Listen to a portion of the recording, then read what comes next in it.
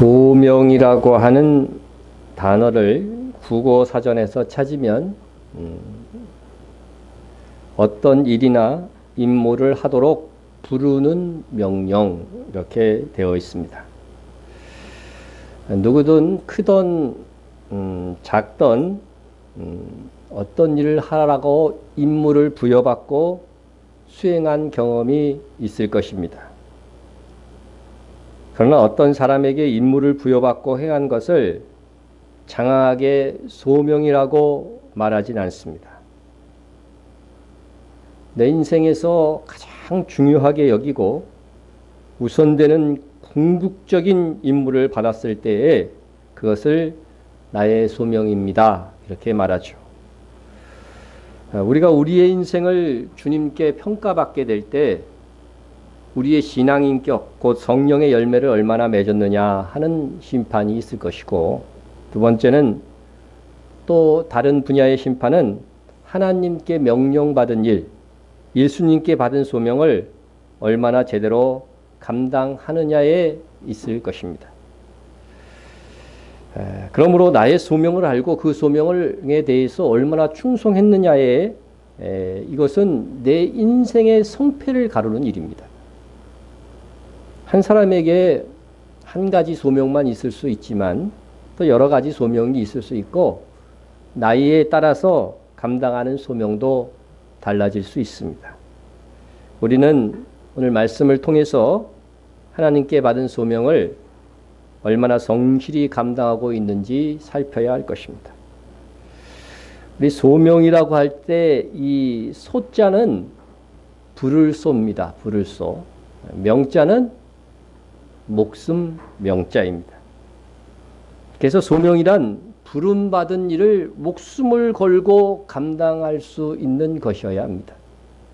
또한 목숨보다 더 중요한 것이 내가 하나님께 부름받은 그 일이라고 하는 것이죠.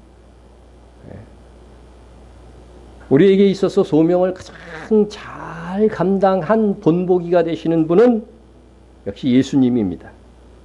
예수님께서는 하나님께서 부르신 그 명령을 따라서 십자가에 죽으심으로써 감당했습니다. 죽기까지 순종한 거죠.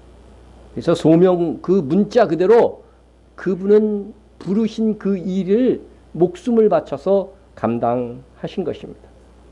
사람의 모양으로 나타나, 우리는 사람이니까 사람의 모양으로 나타나는 것이 자연스럽지만 예수님은 하나님이심에도 불구하고 사람의 모양으로 나타나 자기를 낮추시고 죽기까지 복종하셨으니 곧 십자가에 죽으십니다. 우리가 이 소명이라고 하는 단어는 신약 성경에서 찾아보니까 딱 한 번 나오더라. 한 번. 근데 성경 원어로 보면 꽤 많이 나오는 단어입니다. 소명은 다른 말로 하면 국어적 우리가 생각하는 단어의 의미와 똑같아요. 똑같은데 소명은 순수 우리말로 하면 부르심입니다. 부르심. 또 다른 말로 하면 초대다. 이렇게 생각하시면 됩니다. 초대한다는 것은 곧 부르심입니다. 성경에는 두 가지 소명, 부르심이 있습니다. 첫째는 구원에 대한 부르심과 두 번째는 사역에 대한 부르심이 있어요. 첫 번째 구원의 부르심을 먼저 보면은 또 미리 정하신 그들을 또한 부르시고, 아무나 부르는 게 아니고 어떤 사람만 부른다고요? 정하신 그들을 부르시고, 부르신 그들을 또한 의롭다 하시고, 의롭지 않으면 천국에 못 가니까 의롭다 하시고, 의롭다 하신 그들을 또한 어떻게 해요? 영화롭게. 우리의 현재의 이 질성 있는 육체로는 하나님의 나라에 갈 수가 없잖아요. 영화롭게 하셨느니라. 하나님은 창세전에 자기 백성을 미리 정해 놓으시고 정하신 때에 태어나게 하시고 때에 맞추어 그들을 부르신 겁니다. 여러분의 인생 속에서 그냥 우연히 된 것 같지만 하나님은 이 계획을 가지고 계셨다는 거예요. 그래서 하나님께서 정한 자인지 아닌지는 어떻게 알 수 있느냐 하면요, 최종적으로 그 부르심에 응답하였으면 결국 뭐예요? 그 사람이 하나님께서 부르신 사람이라는 거죠. 하나님께서 택하여 정하지 않은 자가 믿음으로 반응하는 경우는 있을까요? 없을까요? 그런 경우는 없습니다. 사람이 전도했고 내가 믿은 것이라고 해도 항상 하나님이 정하신 자만 그 구원에 믿음으로 응답하게 되는 것입니다. 여러분이 여기에 지금 있는 것은요, 여러분의 존재는 하나님께 있어서요, 정말 창세 전부터 귀에 있는 오래된 역사성을 갖고 있는 여러분들이에요. 하나님의 은혜의 이 부르심을 받고 믿음으로 반응하신 여러분 축하드립니다. 정말 이거는 서로 축하해 줘야 될 일이에요. 그런데 만약에 하나님께서 은혜로 정하신 자가 하나님의 이 부르심 복음을 거절하고 믿지 않을 수가 있을까요? 하나님 정해놨는데 안 믿어. 기가 막히죠? 여러분 그럴 수 없기 때문에 이것을 큰 은혜라고 하시는 거예요. 너희를 부르시는 이는 미쁘시니, 미쁘다고 하는 건 신실하다는 거죠. 반드시 불러 성공한다는 거예요. 너희를 부르시는 이는 미쁘시니 그가 또한 이루시리라. 우리가 이루는 게 아니고 누가 이루어요? 하나님께서 이루시겠다는 거죠. 혹 택하신 자가 몇 번, 아니 여러 번 복음을 거절할 수 있어요. 그러나 하나님의 때에 그에게 부드러운 마음과 믿음을 주셔서 예수님을 믿도록 하시는 것입니다. 그러므로 하나님께서 택하신 자들은 하나도 빠짐없이 계획하신 대로 구원받는 결과를 가져온다는 겁니다. 너희 안에서 착한 일을 시작하신 이가 그리스도 예수의 날까지 이루실 줄을 우리가 확신하노라. 우리를 향한 착한 일, 우리를 불러 구원하신 일을 언제까지 다 이루실 것이라고 확신한다는 겁니까? 그리스도 예수의 날까지. 언제죠? 주님 다시 오시는 날에 완성되는 거예요. 우리의 구원이 완성돼요. 지금 하나님께서 택하시고 부르심을 받고 믿고 있는 자들은 주님이 재림하실 때에 다, 여러분 과정은 다 다르지만 최종 구원을 얻을 것이다. 만일 하나님께서 정하신 자가 구원받지 못하는 일이 발생한다면 하나님은 전지전능하신 것이 아니죠. 그렇죠? 이 세상 역사도 하나님이 계획하신 대로 이루어질 수가 없게 되는 겁니다. 여러분, 하나님께서 정하신 자들은 그래서 복음을 들을 때 믿음으로 반응하며 또 믿는 자는 하나님께서 창세전에 내 백성으로 정한 자들인 것입니다. 그런 자들에게 어떤 복이 주어지느냐? 우리가 알거니와 하나님을 사랑하는 자, 곧 그 뜻대로 부르심을 입은 자들에게는 모든 것이 합력하여 선을 이루어요. 그래서 최종 구원에 이른다는 거예요. 그런데 하나님을 사랑하는 자, 지금 내가 현재 하나님을 사랑해요. 하나님 사랑하시죠? 사랑하니까 여기에 있죠. 사랑하는 자는 곧 어떤 자라는 거요? 그 뜻대로 뭐요? 부르심, 소명이에요. 여기에 단어가. 그 뜻대로 부르심을 입은 자들이라고 얘기하고 있는 거예요. 우리는 알 수 없지만 성경이 그래서 가르쳐주는 거예요. 일부러. 내가 지금 하나님을 너희가 사랑하느냐? 그럼 너는 하나님께서 부르신 자야. 하나님께서 정하신 자야. 그걸 알고 어떻게 하라는 거예요? 기뻐하라는 거죠. 여러분, 이게 정말 여러분의 가슴 깊이 좀 새겨졌으면 좋겠고, 그래서 이것이 내가 내 인생 속에서 받은 은혜 중에 가장 큰 은혜다. 그것을 가슴 속에 정말 새겨서 느꼈으면 좋겠어. 여러분은 하나님께서 여러분을 부르셨고 그 부르심에 여러분은 응답한 상태입니다. 바울은 예수님을 믿는 자들을 체포하고 죽이는 일까지 앞장선 사람이었습니다.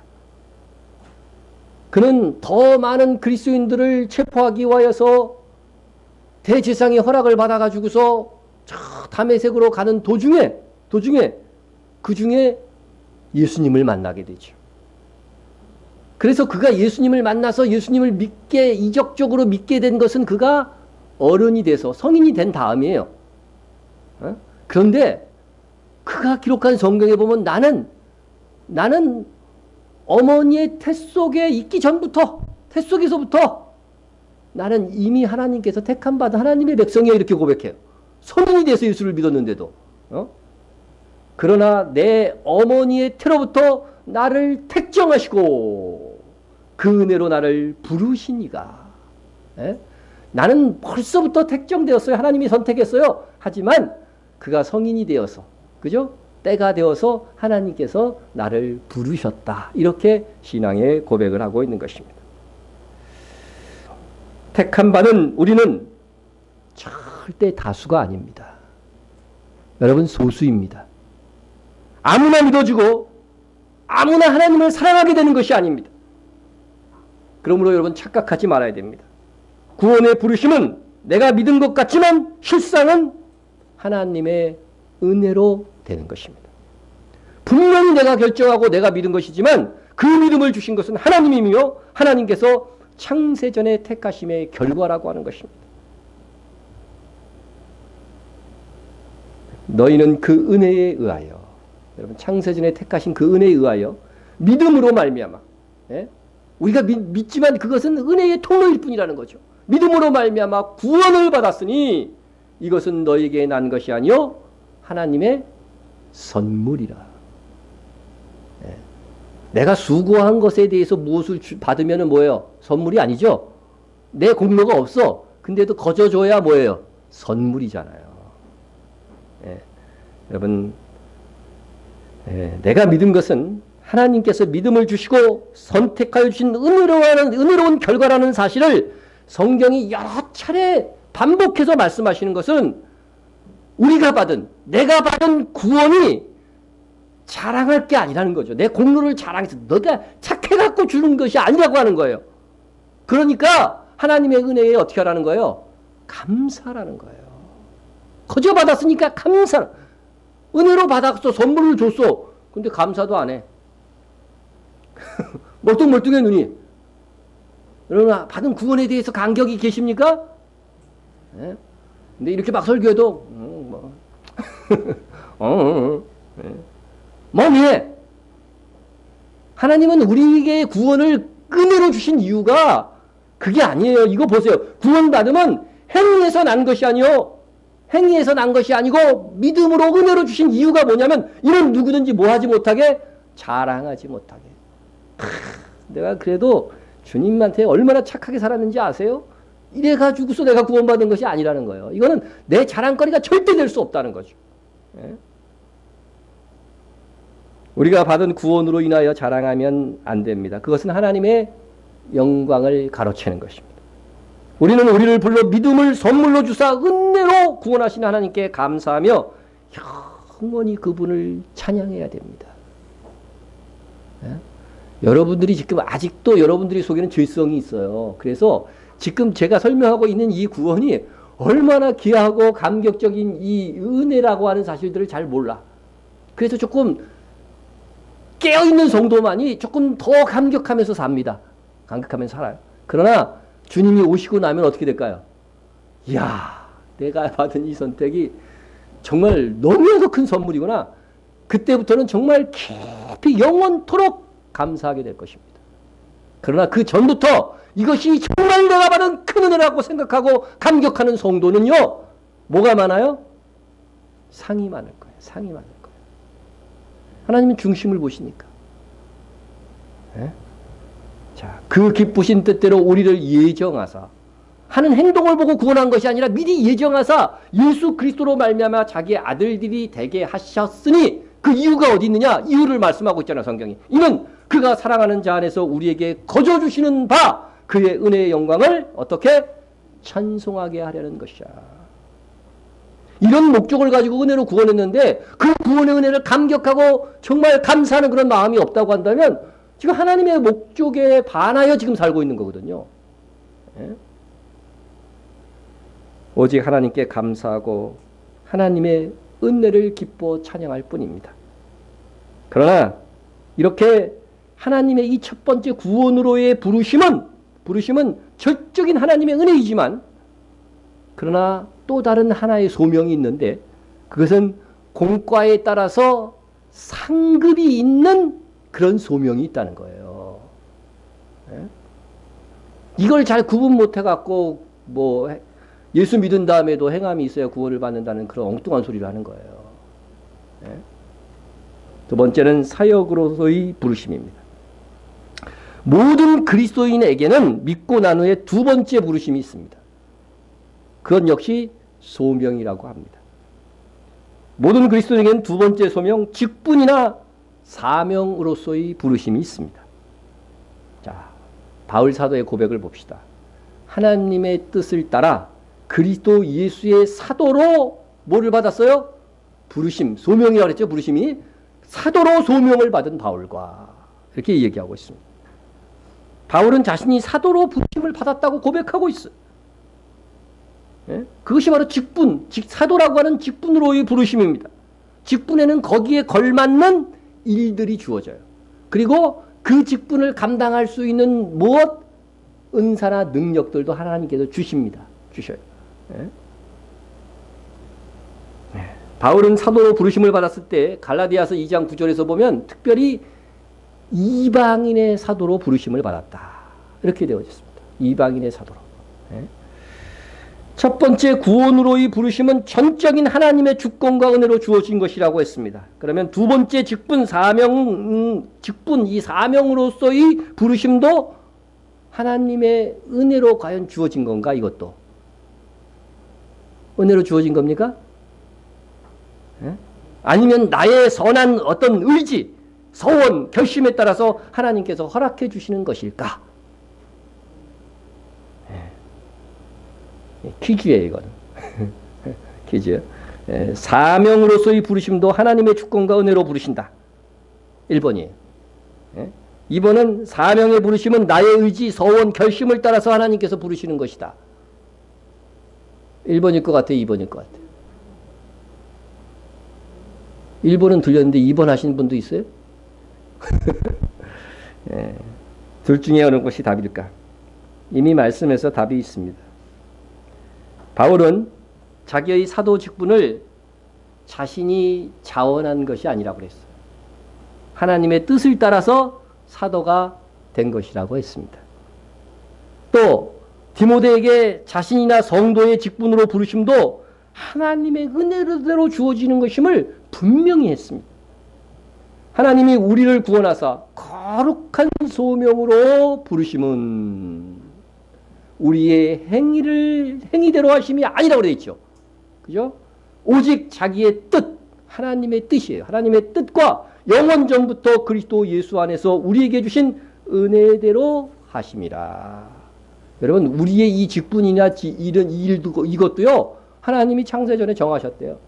네? 보세요. 내가 이 복음을 위하여, 이어지는 말씀 보면 선포자와 사도와 교사로 세우심을 입었노라. 네? 하나님의 이 은혜로운 부르심, 선택에 의해서 내가 선포자와 사도와 교사가 되었다. 바울이 고백하는 것입니다. 예수님께서 제자를 12제자를 부르셨을 때도 이렇게 말씀하십니다. 너희가 나를 택한 것이 아니요 내가 너희를 택하여 세웠나. 제자로 세웠다는 거죠. 예? 이처럼 우리의 사역 사명에 대한 부르심도 하나님께서 주신 은혜입니다. 그러니까 주께로 받은 할 일이 많다면 이것은 불평한 일이 아니고 감사한 일이에요. 감사할 일이에요. 예? 이것을 순종과 충성으로 감당해야 됩니다. 예? 그래서 오늘 이제 이후로의 말씀은 같은 시대를 살았던 두 왕을 비교해 보는 거예요. 두 왕이 하나님께로부터 소명을 받았어요. 부르심을 받았어요. 그런데 이 두 왕이 한 사람은 잘 감당했고 한 사람은 잘못 감당했는데 그 속에서 우리가 교훈을 좀 얻고자 하는 것입니다. 사무엘 선지자가 구약 성경에 나오는데 그의 시대에 두 사람에게 기름을 붓고 왕으로 세웁니다. 두 사람이 누구죠? 다윗과 사울입니다. 다윗과 사울. 예. 자, 구약 시대에 이 기름 부음을 받는다고 하는 것은 뭐냐면요, 그 직분을 세우는 거예요. 직분을 세우는 거예요. 그래서 기름 부음을 받고 나면요, 전에 없던 능력들이 구약 시대에는 좀 생겼어요. 예? 생겼어요. 우리도 어떤 이제 이 기름 부음이라고 하는 의미를 여러분 잘 사용해야 돼요. 이렇게 다른 사람한테. 예? 당신은 사업에 대한 기름 부음이 있다. 그러면은 사업할 수 있는 능력을 하나님께서 이미 주신 거예요. 주신 거죠. 그러면 당신은 찬양 사역에 기름 부음이 있어. 저는 무슨 사역에? 말씀 사역에 기름 부음이 있어. 그것도 없이 여기서 있으면 안 되는 거죠. 그렇죠? 하나님의 기름 부음이 있는 거예요. 그래서 그것을 잘 감당할 수 있는 거죠. 네. 자, 첫째, 사울이 왕으로서 소명을 받게 되는 것부터 말씀을 드립니다. 사울이 등장하기 전에 이스라엘 백성들이 지속적으로 왕을 요구했어. 왕. 우리에게도 왕을 주소서. 하나님이 지금 왕이 되어서 하나님이 너희들의 왕이하고 그렇게 다스리고 있는데 우리에게 인간 왕을 주시옵소서 막 그래요. 하나님이 기분 좋을까요? 나쁠까요? 제가 아버지인데 우리 푸르미하고 반석이가 저보고 그래요. 새로운 아버지를 주소서. 뭐 환장하는 거죠. 그죠? 하나님 분명히 나는 왕이야. 너희들의 왕이야. 이렇게 했는데 우리에게 인간 왕을 주옵소서. 인간 왕을 주옵소서. 예. 믿음의 요구가 아니었죠. 예. 그러나 이 인간이라고 하는 것은 보이는 왕을 원하는 거예요. 보이지 않는 하나님의 그 전지전능함을 믿지 못하고. 예. 그래서 하나님이 화를 내셨지만 결국은 사울 왕을 세워줍니다. 차선책으로 세워줍니다. 그러나 그도 어떻게 돼요? 전능하신 하나님의 뜻에 따라서 통치해야 되는 왕인 거예요. 이방의 왕과는 의미가 틀렸습니다. 예? 그 당시에 이스라엘의 최고의 지역은 블레셋이었는데 이게 지중해에서 그 가나안 땅으로 이전해 온 신흥 세력으로서 갑자기 가나안 땅의 가장 큰 세력, 적이 된 거죠. 적이 된 거예요. 엘리 제사장의 시대에 이스라엘은 블레셋에게 뭐를 뺏겼냐면 가장 중요한 그 법궤가 들어있는 그 법궤를 빼앗겼어요. 그 정도로 수모를 당했어요. 따라서 당시 왕이 될 자의 가장 큰 조건은 뭐였냐면요, 블레셋과 싸워서 이길 수 있는 어떤 전투 능력이었어요. 따라서 사울 왕이 기름 부음을 받는 데는 남들보다 탁월한 신체 조건이 좀 중요했습니다. 중요했어요. 실제로 하나님께서는 이스라엘 백성 보기에도 믿음직한 신체를 가진 사울 왕을 선택하셨습니다. 기스에게 아들이 있으니 그의 이름은 사울이요 준수한 소년이라.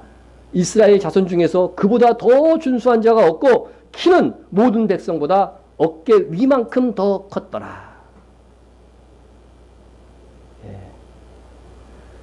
사울은 일단 준수한 소년인데 심지어 뭐예요? 그보다 더 준수한 자가 없다고 그랬으니까 이스라엘 사회 속에서는 사울보다 핸섬하게 생긴 애가 없었어요. 잘생긴 거죠. 누구처럼? 네, 제 얼굴 보지 마세요. 하여튼 최고로 잘생긴. 거기에다가 목까지 커요? 네, 키 작으신 여러분. 아이고, 둘 중에 하나만 좋으면 좋은데 잘생긴 데다가 키까지 큰 거야. 어? 모든 백성보다 어깨 위, 예? 어깨. 다른 사람들이 어깨 밑으로 다 오는 거죠. 예. 여러분, 사울은 하나님께서 기름 부어 택한 왕이기도 했지만 당시 상황에서 인간적인 측면에서도 왕이 될 만했어요. 거기에다가 그는 왕이 될 당시만 해도 나중에 사무엘 선지자의 진술을 보면 겸손했다고 되어 있습니다. 그렇게 선택을 받았어요. 둘째, 다윗 왕의 소명입니다. 다윗 왕은 하나님이 선택한 이스라엘 초대왕 사울 왕의 부독함으로 그를 폐위시키고 대신 선택된 왕입니다. 그러나 다윗은 당시 블레셋으로 인한 강력한 위기 상황에서 합당한 왕이 될 만한 조건을 갖추지 못했어요. 다윗이 미남일까요? 추남일까요? 잘생겼을까요? 못생겼을까요? 예, 잘생겼어요. 아주 난 이게 불만이야. 왜 이렇게 잘생긴 인간들만 하나님께 택하시는지. 예, 잘생겼어요. 예, 3상 16장 12절에 보면은요, 아주 잘생긴 미남이었습니다. 하지만 그가 용사가 될 만한 큰 덩치를 갖고 있었던 것은 아니에요. 잘생겼다고 잘 싸웁니까? 잘 싸우는 건 뭐니 뭐니 해도 고대 세계에서는 어떻게 돼요? 덩치가 커야죠. 힘이 좋고 그래야 되는 거죠.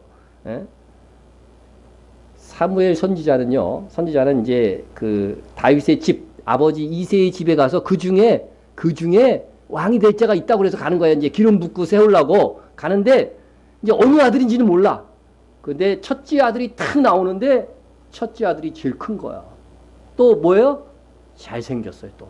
아, 근데 사울왕의 경험이 있잖아요. 사울왕을 생긴 경험이 있어갖고, 참, 이렇게 그 첫째 아들, 이새의 첫째 아들 엘리압을 보고 이렇게 얘기합니다. 그들이 오매 사무엘이 엘리압을 보고 마음에 이르기를 여호와의 기름 부으실 자가 과연 주님 앞에 있도다 하였더니, 네. 여러분, 이런 생각을 갖고 있던 사무엘에게 하나님의 생각은 이번에는 달랐어요. 여호와께서 사무엘에게 이르시되 그의 용모와 키를 보지 마라. 내가 이미 그를 버렸노라. 내가 보는 것은 사람과 같지 아니하니 사람은 외모를 보거니와 나 여호와는 중심을 보느니라 하시더라. 여러분, 하나님은 용모 단종 신장 월등의 엘리압이 아니라 하나님의 마음에 합한 사람, 아직 다 자라지도 않은 아담한 다윗을 부르셨습니다. 그의 나이는 17세밖에 안 되었습니다. 이처럼 당시 상황에서 다윗은 외적 조건으로서는 그것을 감당할 소명과는 좀 멀어 보였다고 하는 것입니다. 그럼 하나님께서 인간적인 조건으로 부족한 자들을 택하여 하나님께 소명을 맡기시기 시작하신 것인가? 그것은 아닙니다. 하나님은 누구를 불러서도 직분자로 쓰실 수 있어요. 미남이고 잘생기고 키 크고 그런 사람도 쓰실 수 있지만 작고 못생겨도 작고 잘생긴 사람도 또 있죠. 다 하나님은 사용하셔요. 사용하시지만 뭐가 중요하다는 거예요. 결국은 중심이 중요하다는 거죠. 중심이. 예? 오늘 우리가 똑같이 예배를 드려도 다 예배 자리에 지금 다 있어요. 거룩한 것 같아요. 그래도 중심을 보셔요. 중심을 보시고 너는 지금 간절히 말씀을 사모하면서 듣고 있구나. 내가 준 구원을 감사하면서 예배드리고 있구나. 그 중심을 보신단 말이죠. 예? 하나님께서 구원으로의 부르심만 있고 사명으로서의 부르심이 없는 경우는 없어요. 누구에게나 사명의 부르심이 있어요. 예? 일반적으로는 그런데 부족한 자들을 많이 들어서 하나님께서 사용하신 것을 또 보게 된다는 거죠. 보게 된다는 거죠. 형제들아 너희를 부르심을 보라. 육체를 따라 지혜로운 자가 많지 아니하며 있긴 있다는 거예요. 근데 많지 않다는 거죠. 능한 자가 많지 아니하며 문벌 좋은 자가 많지 아니하더라. 가문이 막 이렇게 좋고 그런 사람들이 그렇게 많지 않았다는 거예요. 예?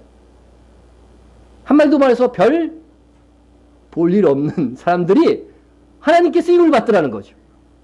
저도 하나님께 쓰임 받고 있으니까 저도 결국은 뭐예요? 별 볼 일 없어요, 저요. 예?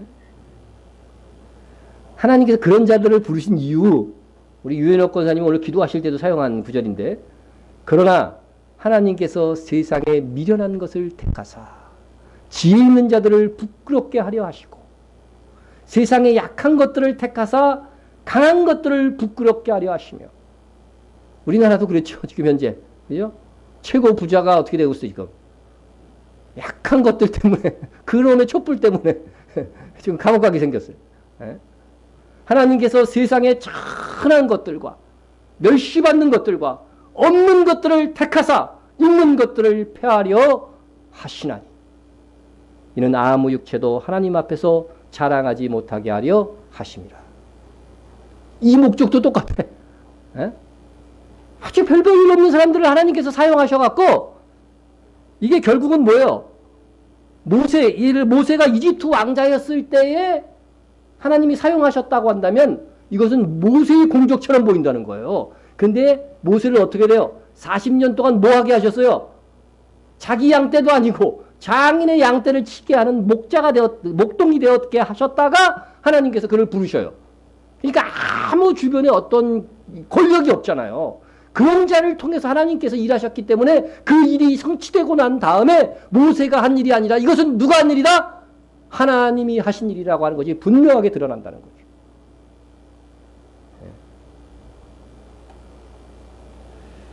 여러분, 모세가 또 사명을 감당하기에 적절하지 않는 조건이 또 있었는데, 그가 지도자로서 바로나 백성 앞에 나가서 지도자는 말을 많이 해야 되잖아요.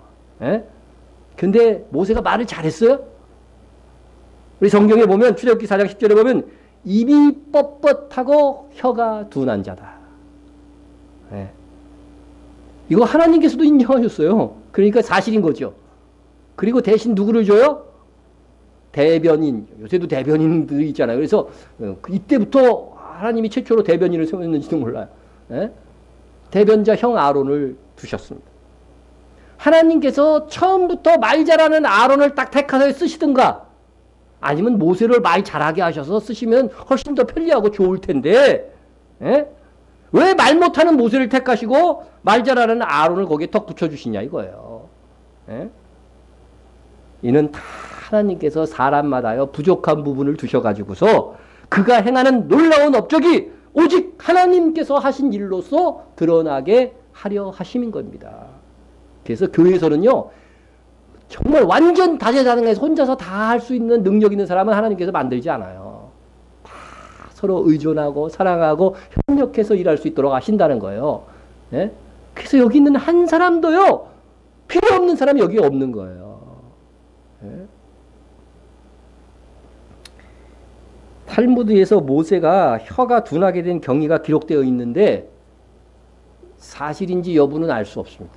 예. 모세는 그 부모에 의해서 갈대 상자에 담겨져서 나일강에 흐르는 강물에 푹 뛰어놓은 게 아니에요. 성경을 잘 보세요. 예? 잘 흐르지 않는 곳에다가 갈대 상자를 놓아둔 거예요. 이거 누가 안 가져가면 어떻게 해야 돼요? 다시 건져와야 되니까 잘 흐르지 않는 곳에 딱 갈대 상자를 놨어요. 그 당시 남자가 나면 어떻게 하라고요? 다 죽이라고 했으니까. 그런데 마침 목욕하러 나온 애굽 공주의 손에 구사일생으로 살아나서 공주의 아들로 자라가게 됩니다. 그런데 어느 날 자라가는 이 어린 아이 때에 이 바로의 궁에서 자라던 모세가요, 바로, 역사에서는 파라오라고 기록되어 있죠. 이 파라오의 왕관을 이렇게 자기가 써버린 거예요. 당신은 바로의 왕관을 쓴 것은 바로의 왕위를 찬탈하려고 했던 중대한 반역 행위입니다. 이거는 아무나 쓸 수가 없는 거죠. 예? 그러나 모세는 너무 어린 관계로 감안해서 그가 정말로 바로의 왕위를 찬탈하고자 하는 의도를 가지고 그런 일을 했는지 시험해 보고자 했다는 거예요. 그 시험은 모세 앞에 숯불하고 황금하고 이렇게 딱 갖다 놔고 그가 무엇을 택하는지 보려고 했다는 것입니다.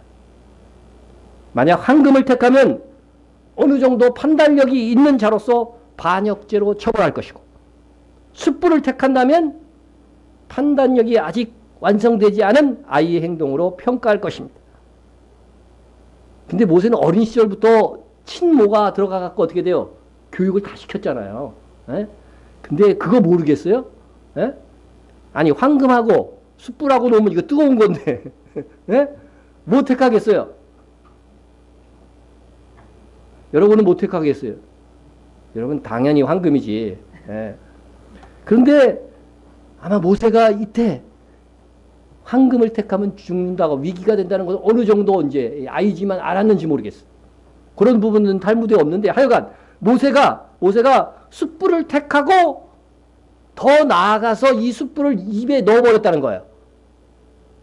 예. 그래서 모세는 반역의 이 죄를 면하게 되었지만 혀가 타갖고 그때 입술이 둔하게 된 것이다. 이렇게 기록되어 있더라고요. 이것은 성경의 기록이 아니기 때문에 뭐라고요? 믿거나 말거나 아닙니다. 네.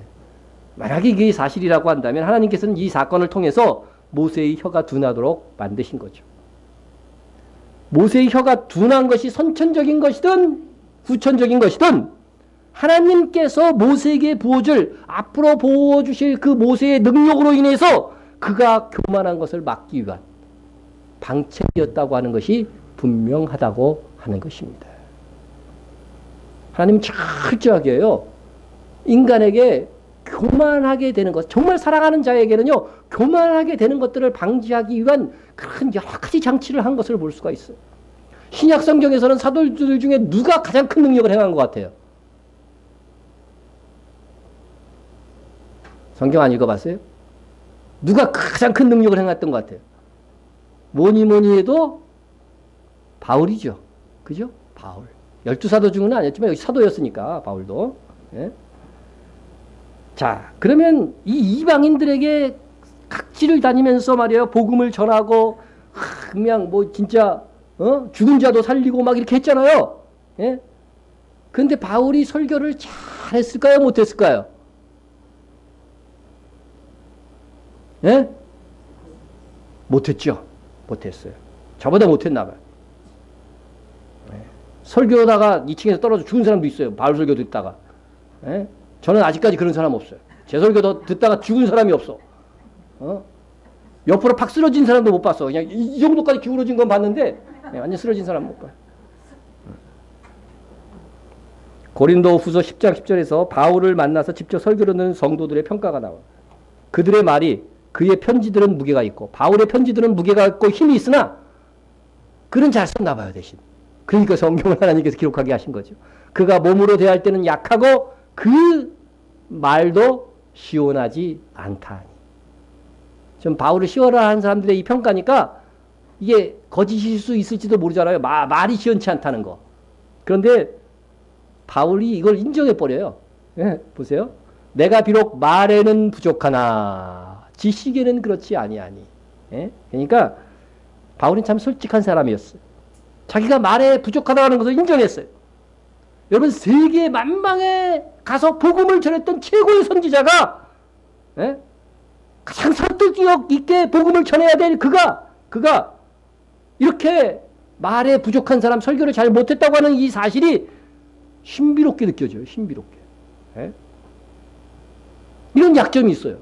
거기에다가 바울은 기독교인들을 죽이고 체포했던 그의 손에 의해서 기독교인들이 죽어갔던 기독교인들이 있는 치명적인 약점이 또 있었다는 거죠. 여러분 하나님의 일을 했던 구약의 대표적인 인물, 신약의 대표적인 인물들만 봐도 인간적인 부족함들이 참 있잖아요. 결정적인 부족함들이 있음에도 불구하고 그들을 사용하신 것은 이 일이 하나님의 역사이라고 하는 것. 인간적인 힘의 역사로 나온 것이 아니라 하나님의 능력으로 이루어진 것이라고 하는 것을 드러내기 위함이라고 하는 것입니다. 그래서 누구에게만 영광을 돌려요? 하나님께만. 하나님께만. 예. 이에 우리는 하나님께서 하나님의 영광을 얼마나 중요하게 여기시는지 알아야 됩니다. 예? 하나님께서는 단호하게 이렇게 말씀하셨어요. 내 영광을 다른 자에게 주지 아니하리라. 하나님이 받아야 할 영광을 헤로도 왕이 딱 받을 때 어떻게 됐어요? 충이 먹어 죽었다고 그랬어요. 벌레 먹어 죽었어요. 예? 그러므로 우리는 일하고 영광을 자기에게 돌리면 안 됩니다. 그것은 나중에 주님이 주실 거예요. 그러나 이 세상 살 동안은 어떻게 돼요? 일하고 영광을 누구에게? 하나님께, 주님께 돌려야 됩니다. 이거 굉장히 중요해요. 근데 이랬는데 안 인정해 주잖아요. 그럼 굉장히 서운해요. 그죠? 그런 경험이 있는 분 손 들어봐요. 제가 별로 칭찬을 잘 안 하거든. 있을 겁니다. 속으로 이렇게 미소 짓고 있는 분들은 대부분 그런 경험이 있어요. 성경에 나와 있어요. 성경에 나와 있어요. 예수님이 하신 말씀이 한번 열심히 일한 사람들은 어떻게 생각하라고 되어 있냐면요. 이와 같이 너희도 명령을 받은 것을 다 행한 후에 이르기를. 다 안 행한 후에가 아니라 다 행한 후에 이르기를 우리는 뭐라?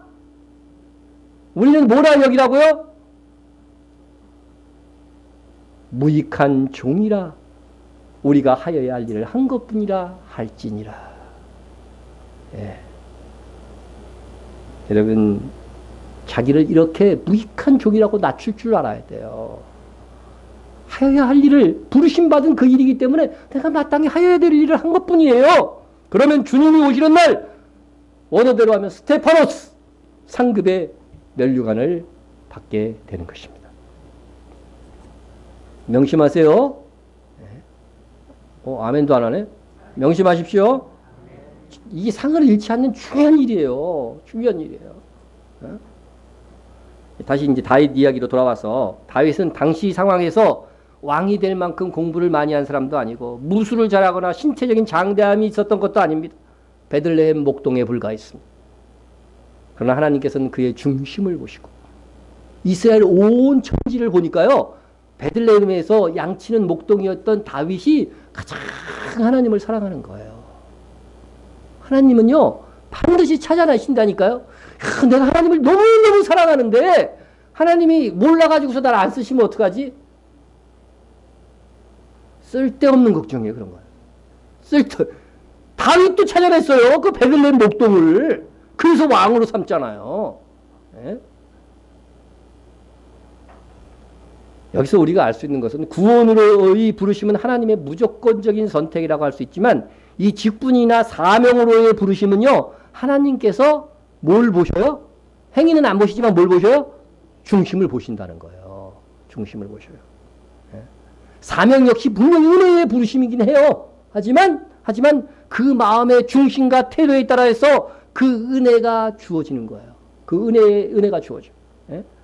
여러분 사울왕의 경우도 마찬가지였습니다. 백성들은 사울왕의 키 큰 것을 보고서 만족하였을지 모르지만 하나님께서는 사울왕의 겸손함이 그가 왕으로 택함받은 이유였다고 사무엘이 나중에 진술합니다. 이렇게 사명으로의 부르심은 하나님의 은혜로 부르시는 것은 맞지만 인간 편에서도 어느 정도의 이유가 있는 것을 보게 됩니다.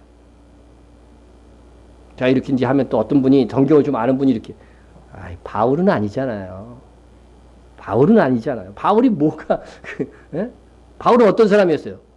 그리스도인 잡아 죽이고 그랬는데 그 마음이 중심이 하나님께 뭐 이렇게 선하냐고. 예? 정말 그럴까요? 바울은 물론 기독교인들을 오히려 박해하던 자였습니다. 그러나 그가 몰라서 그랬지. 기독교인을 잡아 죽이는 것이 하나님을 위해서 가장 충성된 일이라고 당시에 생각한 거예요. 오늘날 이단 신천지를 아주 말살시키는 것이 아주 사명처럼 일하는 사람들 있잖아요. 그게 바로 지금 바울이 가진 마음이었어요. 나사렛 이단 일어났는데 이거 성공시켜야 된다는 거예요. 막 퍼져나간다는 거예요. 초장에 막지 않으면 큰일 난다는 거예요. 이게 하나님 앞에 충성하는 걸로 여겼다는 거예요. 오해하고 잘못 몰라서 그렇지 바울의 마음속에는 뭐가 있었다는 거예요? 충성된 마음이 있었다는 거죠. 네? 바울 자신도 자신의 소명에 있어서 하나님께서 자신의 중심에 있는 하나님을 향한 이 충성된 마음 때문에 내가 선택받았다고 하는 것들을 고백해요. 보십시다. 나를 능하게 하신 그리스도 예수 우리 주께 내가 감사함은 나를 어떻게 여겨요? 충성되이 여겨 내게 직분을 맡기십니다. 여러분 주님을 만날 때부터 바로 직분이 맡겨지는데 뭐 바울이 충성될 게 있었겠어요. 이게 충성이라는 말은 언어로 피스토스인데 이것은 믿어준다. 믿음하고 같은 단어예요. 그 문장에 따라 이렇게 쓰는 거예요. 예? 예? 그러니까 하나님께서 바울의 마음에 있는 하나님을 향한 충성됨을 믿어주었다는 거예요. 믿어주었다는 거죠. 그럼 다른 번역으로 보면 한번 이렇게 이 구절을 킹 제임스 흠점역으로 봅니다. 나를 능하게 하신 그리스도 예수 우리 주께 내가 감사를 드리면 그분께서 나를 신실한 자로 여기사 내게 사역을 맡기셨기 때문이라. 예수님께서는 바울이 그동안 오해하고 있어서 그렇지 그가 믿은 바에 대해서는 신실한 자라고 하는 것을 인정해 주셨어요. 그래서 예수님은 그 마음의 중심의 신실성을 보시고 그에게 나타나서 믿음을 주시고 그에게 잘못된 오해의 부분들을 풀어주시고 그리고 그에게 사역을 맡기셨던 겁니다. 그래서 하나님을 향한 이 열정과 뜨거운 충성은요 그 당시에 정말 누구보다도 이 바울이라고 하는 이분이 가장 열정적이었고 중심이 하나님께 서 있었다는 거예요. 네? 여러분 소명은 하나님께서 주시는 것이지만 인간 편에서도 이렇게 어느 정도 이유가 있는데 성경을 살펴보면 중심이 행위가 아니라 중심에 정말 이 자에게는 직분만 주면 어떻게 돼요? 충성되게 감당할 수 있겠구나 하는 자들에게 주신다는 것이죠. 네? 그것은 예수님께서 잘하였도다 착하고 충성된 종아 내가 적은 일에 충성하였음에 내가 많은 것으로 내게 맡기리니. 예, 이 말씀에서도 잘 나타납니다. 여러분 착하고 작은 일에 충성된 자에게 더욱 많은 일들을 맡겨나가시는 하나님이시다 하는 것을 볼 수가 있습니다. 그런데 다윗과 사울 이 두 사람이 모두 그 중심을 보고 그들이 동일한 왕으로 부름을 받았습니다. 그런데 결과는 달랐습니다. 시작은 동일했지만 결과는 달랐습니다. 두 자녀를 낳아도 다르죠. 그죠? 똑같이 출발하고 똑같은 가정에서 자라도 다르죠. 예? 다윗은 이스라엘 역사의 대대로 모범이 되는 성군으로 인정되지만 사울은 하나님께 그 사역에 있어서는 버림을 받았어. 그가 구원에 있어서 버림을 받았는지 안 받았는지는 확실히 모르겠지만, 예? 어쨌든 그의 더 이상 소명을 받아서 일할 수 있는 기회를 하나님께서 박탈시켜 버립니다. 그 이유가 무엇이었을까? 오늘은 조금만 살펴봅니다. 첫째는 사울과 다윗은요, 왕이 되어서 치명적인 죄를 다 범했어요. 예? 그런데 사울은 끝까지 회개의 기회를 주었지만 회개하지 않았고, 다윗은 철저히 눈물로 참회하였습니다.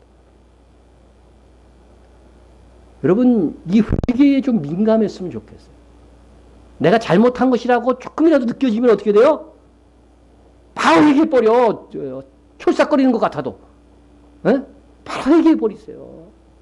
에? 다윗은 침상이 젖도록 회개했습니다. 사울은 어떻게 돼요? 내가 회개하였나이다 말은 하지만 어떻게 돼요? 행동을 보면 전혀 회개하지 않았어요. 말로만 했어요. 말로. 이 세상에는 엄밀히 말하면 의인과 죄인이 있는 것이 아니라 회개한 죄인과 회개하지 않은 죄인이 있을 뿐입니다. 회개하지 않은 자는 버림을 받았고 회개한 자는 다시 충성할 기회를 얻었습니다. 다윗도 그때 회개하지 않았으면 더 이상 충성할 기회를 잃어버리는 거예요.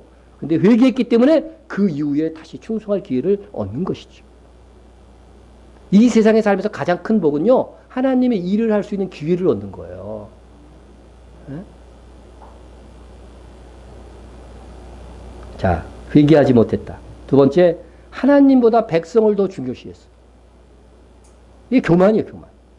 성경에는 사울왕이 두 번이나 하나님께 그가 폐위될 것을 선고하는 장면이 기록되어 있는데, 첫 번째 사건은 제사장만 드릴 수 있는 제사를 그가 집도해서 드린 것이고, 둘째는 또 한 번은 하나님께서 아말렉을 완전히 진멸하라고 하셨는데 전리품을 막 거두어 왔죠. 그때 그의 왕위가 상실될 것을 선포하게 됩니다.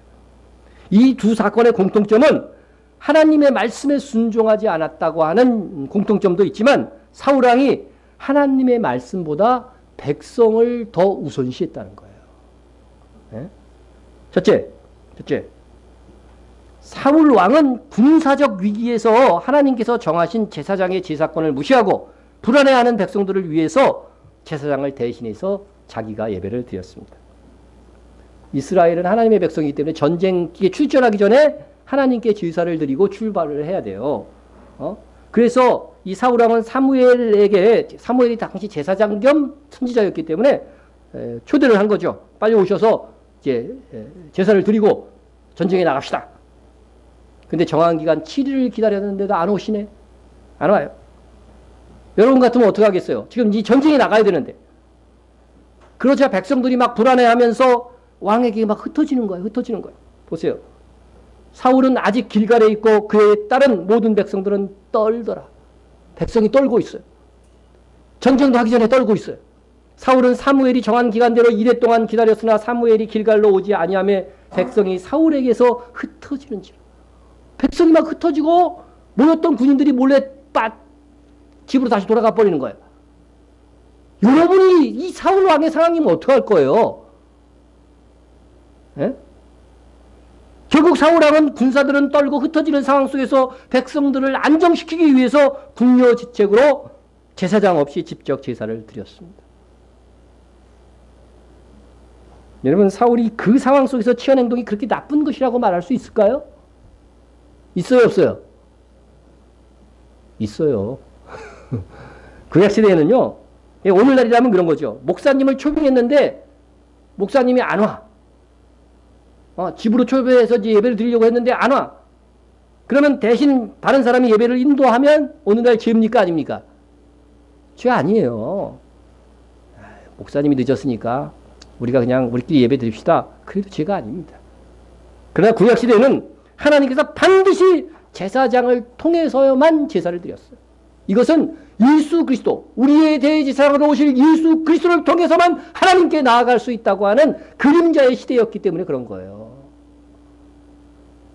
그래서 아무리 긴급한 상황이라도 여러분 하나님의 말씀이 우선되어야 됩니다. 여러분 하나님은 말씀에 순종하기 어려운 상황과 위기에서 순종하는 여부를 보시는 것입니다. 사울왕은 흩어지는 백성보다 하나님의 말씀에 순종하는 것을 더 우선시해야 했습니다. 정말 어렵고 위기의 상황 속에서 순종하는 게 정말 어렵거든요. 예? 그래도 그 순간에 순종하지 않으면 하나님께서 엄히 벌하시는 거죠. 상황보다 하나님의 말씀에 순종하기를 택했어야 했습니다. 그런데 사울왕은 그렇지 못했습니다. 사울왕은 또 한 번 그렇게 합니다. 아말렉을 진멸하여 모든 것을 없애라는 하나님의 명령을 어기고, 예? 아말렉 왕 아각을 끌고 와요.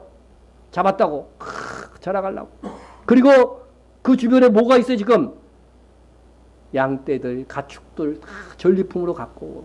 하나님께서 아말렉에 이거 다 진멸하고 불살라버리라고 그랬거든요. 그런데 전리품을 끌고 오는 겁니다. 예? 사울왕은 이것을 이제 사무엘이 지적하자 끝내 사울왕은 이렇게 말합니다.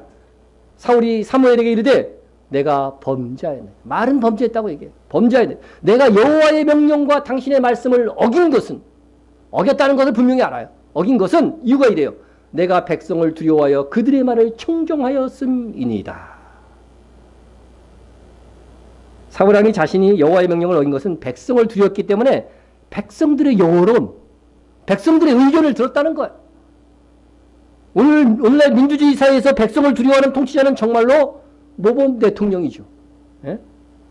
사울왕은 백성을 두려워할 줄 아는 통치자였습니다. 그러나 하나님의 백성의 왕은 백성보다 누구를 더 두려워해야 돼? 하나님을 더 두려워해야 되는 거죠. 예? 하나님의 말씀에 대한 순종을 백성의 요구보다 더 우선시해야 되는 것입니다. 모세는 그 백성들의 숱한 요구들에요. 정말 하나님의 말씀을 양보하지 않았어요. 예? 그러나 사울왕은 하나님의 말씀에 어긋나는 줄 알면서도 너무 쉽게 백성의 요구를 들어줄 것입니다. 고대의 전투나 이렇게 나가면은요, 율법에 뭐라고 되어 있냐면요, 전쟁에 나가면 참전한 용사들에게 그 전리품을 나누어 주는 비율이 있어요. 그러니까 전쟁에 나가도 어떻게 돼요? 승리하게 되면 내가 많은 좀 돈을 얻는다. 많은 어떤 유물들을 전리품을 얻는다. 그런 소망이 있는 거예요. 그러니까 열심히 싸우는 거지. 우리나라도 뭐 올림픽에서 금메달 따면 평생 몇만 원씩 나와요? 한 달에? 몰라요? 100만 원씩 나온다니까요? 예? 또 아시안게임에서 금메달 따면 얼마 이렇게 있어요, 포인트가. 그래서 그게 평생 나오는 거예요. 그와 같이 전쟁에 나가서 승리하면 전리품이 배분되게 되어져 있어요. 예? 그리고 백성들에게도 아주 찔끔 나눠줘야 다. 그러니까 우리 나간 군사들이 이길 수 있도록 막 기도하고 이렇게 되는 거죠. 그런데 이 아말렉과의 전투는요, 전리품 거두지 말라는 거예요. 좋을까요, 나쁠까요? 전쟁 나가는 사람들의 입장에서는. 이거 이겨도 이거 뭐 주머니 들어가는 것도 없고 이거 아쉬운 거죠, 아쉬운 거죠. 근데 전쟁에 막상 이제 명령을 받고 승리하고 보니까 백성들이 탐욕이 생긴 거예요. 이거 가져가, 좋은 거는 가져가서 제사드리죠. 핑계는 막 그렇게 되는 거야. 에? 좋은 게 좋은 것이라고 사울왕도 백성의 말을 두려워했다기보다는 탐욕에 또 이끌린 겁니다. 그럼에도 불구하고 사울왕은 하나님께 받은 바 명령대로 아말렉을 진멸했어야 됐습니다. 그러나 사울왕은 하나님의 명령보다 백성을 더 두려워했고 동시에 탐욕에 이끌려서 백성이 원하는 대로 한 것입니다. 우리는 여기서 세 가지 교훈을 얻어야 됩니다. 하나는 하나님의 말씀보다 더 사랑하는 사람이 없어야 합니다. 나는 아들을 하나님보다 더 사랑해야 됩니다. 여기 안 그렇다고 나한테 얘기한 사람이 하나 있어서 하나님이 가장 소중한 분. 그 다음에 여러분 하나님보다 자식을 더 사랑하면 자식을 잃어버릴 수 있어요. 하나님. 예? 그러니까 하나님이 가장 사랑스러운 분이에요. 최고의 분이에요. 최고의 분. 예? 여러분 믿음이 분명한 청년도 하나님보다 더 사랑하여 불신자와 담대하게 결혼하는 경우도 있어요. 그러면 그만한 대가를 치르게 됨을 저는 수많은 일을 통해서 봤습니다. 적어도 믿음의 가치를 안다면 믿음을 확인하고서 결혼해야 됩니다. 하나님보다 자식을 더 사랑하는 경우도 보는데 그러면 자식을 얻는 것이 아니라 더 망치는 결과를 가져오는 것입니다. 우리가 사람을 사랑하되 하나님을 믿는 믿음 안에서 말씀 안에서 사랑해야 되는 것입니다. 그런데 하나님보다 사람을 더 두려워합니다. 직장 상사의 말을, 세상 권력자의 말을 하나님의 말씀보다 더 두려워하는 것입니다. 마지막 시대에는 하나님의 말씀대로 하는 것이 큰 위협을 받는 시대가 있을 것입니다. 우리는 어떤 경우도 하나님의 말씀을 최고의 권위에 두고 순종합시다. 또 한 가지 교훈은요. 탐심으로 인하여 하나님의 말씀에 순종하지 못할 때가 있다는 것입니다. 여러분 어느 시대나 가장 강력한 미혹이 바로 이것입니다. 더욱이 극한 가난 가운데 있으면 더 이 미혹이 대단한데 그런데 풍족한 가운데 있는 사람들이 더 가지려는 욕망에서 이 탐욕의 일들을 저지르는 경우가 더 많다는 거죠. 그러므로 탐욕으로 인해 우리가 하나님께 받은 소명을 더럽히지 않도록 주의해야 돼요. 돈을 안 벌 때는요, 이제 학생 때나 뭐 이럴 때는요, 돈을 안 벌 때는 나는 물질에 대해서 하나님 앞에 다 드릴 수 있어 그러지만 막상 돈 벌어보면 그때부터 뭐가 생겨요? 탐욕이 생겨요. 이거 정복해야 됩니다. 정복해야 됩니다. 모든 그리스도인들에게는 부르심의 소명이 있습니다. 기본적인 선교적인 소명은 다 있죠. 세상 속에서 믿음을 지켜야 되는 그런 소명, 사명도 있습니다. 그리고 각 교회와 성도들에게 주시는 개별적인 사명도 있습니다. 이는 성령께서 성도의 마음속에 소원을 불러일으키심으로 그리고 교회에 주시는 말씀을 통해서 일어납니다. 이 소명 얼마나 잘 감당했느냐는 우리가 다윗이 되느냐 사울이 되느냐를 결정짓게 만들 것입니다. 우리가 주어진 사명을 잘 감당하고자 하는데 충성된 마음을 우선적으로 가질 거예요. 충성된 마음. 응? 그럼에도 우리가 사명을 감당하고자 하는 길에 다윗이 얼마나 충성됐어요. 그래도 쓰러지잖아요. 넘어질 수 있다는 거죠. 이에 세 번째 교훈은 뭐냐면 죄 문제를 해결해야 소명의 기회를 계속해서 이어갈 수 있다는 거죠. 하나님이 주신 소명도요. 죄 때문에 이게 전락하고 포기되어지고 그 기회를 얻지 못하는 경우가 있다는 겁니다. 사울왕은 경고를 받은 후에도 상당한 세월 동안 왕권을 유지할 수 있었어요. 그럼에도 그는 그 많은 세월의 회개의 기회를 놓치고 소명을 제대로 감당하지 못하여서 더 이상 하늘의 상을 얻을 기회를 박탈당한 것입니다. 이렇게 소명으로 주신 것, 사울왕은 죄로 인해서 잃어버린 거예요. 잃어버렸어. 우리는 상을 잃어버리지 말아야 됩니다. 여러분 그것이 얼마나 중요한 것인지 알아야 돼요. 일단 여러분이 최후 승리가 확정되었다면 이제 가장 중요한 것은 뭐예요? 하늘의 상이에요. 이거는 영원히 가져가는 것입니다. 너희 안에서 행하시는 이는 누구라고요? 하나님이시니. 우리 안에 성령께서 계시다고 하셨으니까 그 성령께서 하나님이시라는 거예요. 그 성령께서 우리 안에서 뭐 하시는지 아세요? 자기의 기쁘신 뜻, 하나님의 기쁘신 뜻을 위하여 너희에게 소원을 두고 행하게 하시나니. 여러분 정말 정결하게 깨끗하게 사시면요. 여러분 마음속에 뭐가 일어나요? 하나님의 소원이 일어나게 돼 있어요. 그래서 이게 한편으로 보면 내가 자원하는 듯이 보이는 거예요. 에? 다른 사람들은 뭐 그거에 대해서 이렇게 들어도 그냥 맹숭맹숭한데 나는 그 일을 이루고 싶은 열망이 내 가슴 속에 있어요. 내 가슴 속에 있어요. 이거 누가 불러 일으켜 주셔요? 성령께서. 성령께서. 그래서 여러분 우리의 이 맑은 영혼이 되어져서 정말 정결한 이 마음의 상태가 된다는 것이 이 소명을 판단하고 소명을 이뤄가는데 참 중요하다는 거죠. 그래서 늘 회개하고 자신을 청결하게 유지해 나가야만 하는 것입니다.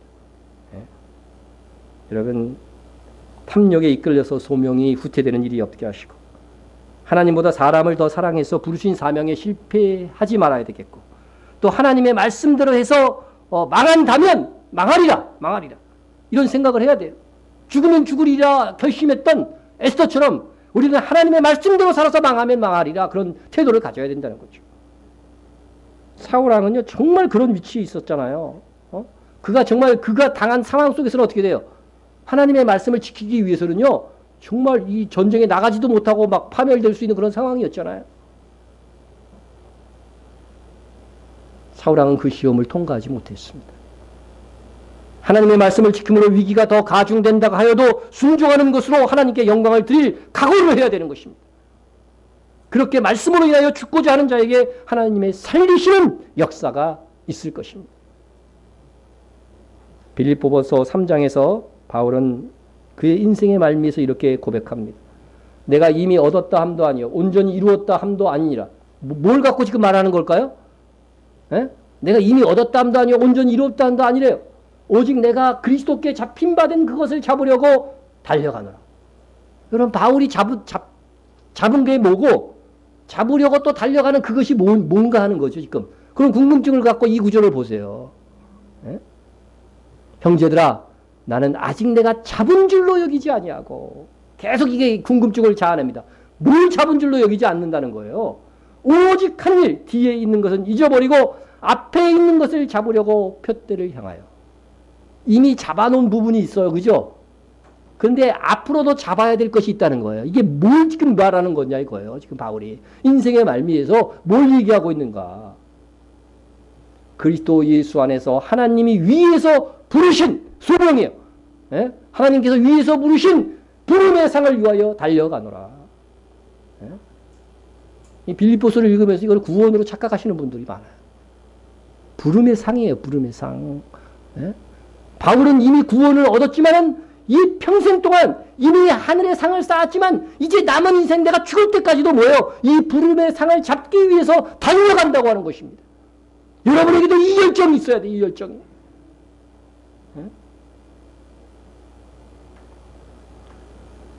예수님께서도 받은 소명을 십자가에서 죽기까지 복종하셨다고 했습니다.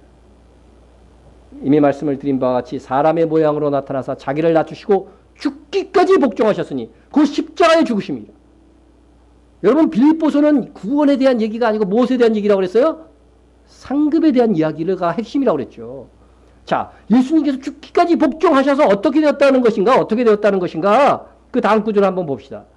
이러므로 죽기까지 복종해서 순종해서 이거 행위잖아요. 죽기까지 복종해서 이러므로 하나님이 그를 어떻게 하셨다는 거예요? 지극히 높여 모든 일에 뛰어난 이름을 주사. 이게 뭐예요? 전부 다. 상급이에요. 상급. 예? 하늘에 있는 자들과 땅에 있는 자들과 땅 아래에 있는 자들로. 땅 아래는 지옥을 말하는 거겠죠. 지옥에 있는 자들에게도 모든 무릎을 예수님 앞에 나중에 꿇게 돼요. 자들도 모든 무릎을 예수의 이름에 꿇게 하시고. 예? 꿇게 하시고. 여러분 결국 이거 쉽게 얘기하면 하나님 예수님께서 뭐가 됐다는 거예요? 십자가 지심으로 왕이 됐다는 거예요. 왕이 됐다는 거죠. 하늘에 있는 존재하는 것과 땅의 사람들과 땅 아래에 있는 존재들까지 다 예수의 무릎 앞에 무릎을 꿇게 되는 것이니까 이 모본을 너희들이 본받아서 너희도 예수님처럼 죽기까지 복종해서 뭘 얻으라는 거예요? 주와 함께 왕노릇 하는 그 상급을 얻으라고 하는 거예요. 그런데 요한계시록에는 오고 가는 시대 속에서 예수님의 모본을 따라서 자기 소명을 위해서 죽기까지 순종할 자들이 있을 것이라고 말씀하고 있습니다. 예, 그건 제가 안 했는데 계시록 12장 11절에 보면 또 우리 형제들이 어린 양의 피와 자기들이 증언하는 말씀으로 그를 이겼으니 그들은 죽기까지 자기들의 생명을 아끼지 아니하였도다. 계시록 12장 11절. 우리도 이런 각오로 살아야 됩니다. 받은 소명을 여러분 귀히 여겨야 됩니다. 우리가 소명하니까 너무 거창하게 생각하지 마세요. 어머니로서 자식을 믿음으로 잘 키우는 것도 받은 바 소명입니다. 내가 받은 직분이 어찌하든지 충성하게 하는 것도 소명입니다. 특별히 우리 교회에 있는 선교적 열망을 나의 소명으로 삼아서 감당하면 그것이 내 소명입니다. 우리 모두 하나님께서 우리 교회와 우리 마음에 일으키신 부르심에 응답하여서 달려갑시다. 우리가 이제 기도하는 일이면 기도하는 자로서, 또 선교하는 일이면 선교하는 것으로서, 헌신한 일이면 헌신하는 것으로서 정말 주님이 주신 인생의 길을 놓치지 말아서 주님이 오실 때까지 다 같이 풍성한 부름의 상, 부름의 멸관을 얻는 우리가 됩시다. 통성으로 기도하겠습니다. 우리는 공동체입니다. 교회의 선교적 사명을 나의 사명으로 여겨서 충성할 수 있도록 위해서 기도해 주시고요. 부르신 직분의 사명에 충성하도록 여러분 교사 정말 어린 영혼들을 위해서 충성해 주시고 또 장로, 권사, 집사 이런 직분들이 있는데 이런 직분들을 통해서 최선을 다할 수 있도록 여러분이 해주시고요. 또 사명 감당을 위해서 늘 겸손함과 주위에서 정결함을 유지할 수 있도록 위해서 기도해 주시고요. 또 나라를 위해서 기도해 주시고요. 특별히 한국교회를 위해서 기도해 주시기 바랍니다. 선교사들과 우리가 지원하는 선교사들과 이스라엘을 위해서 기도해 주시고요. 북한 및 밖에 받는 세계 성도를 위해서 기도해 주시고요. 교회 부흥과 또 목회자인 저와 또 성도들을 위해서 서로 중보해 주시길 바랍니다. 통성으로 기도합니다.